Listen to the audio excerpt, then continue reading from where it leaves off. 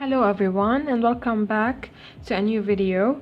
Today I will show you how to make a 3 double crochet cluster in 2 different ways.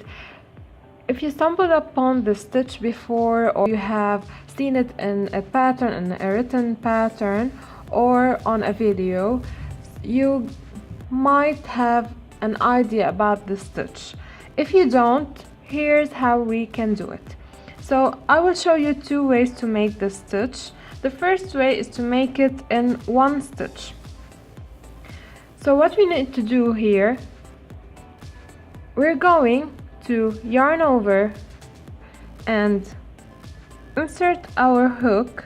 In this case I'm going to skip a stitch. I did one right here, I need to skip a stitch.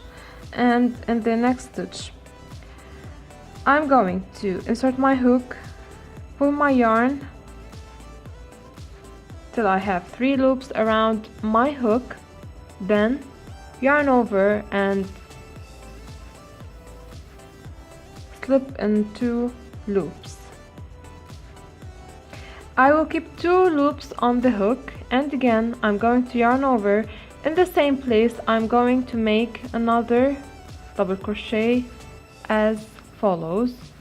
So I inserted my hook, I will pull my yarn, I will have 4 loops around my hook.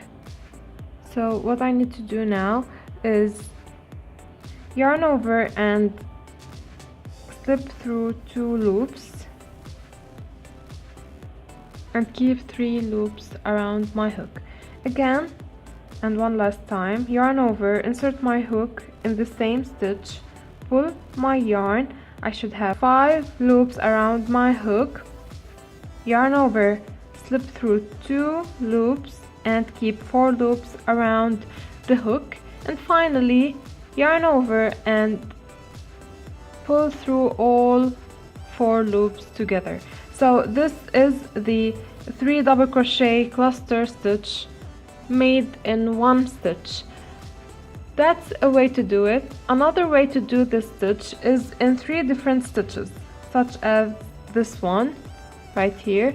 So what I'm going to do again, for my piece of crochet, I'm going to chain 2 and then skip 1 stitch. In the next stitch I will yarn over, insert my hook, yarn over and pull my yarn.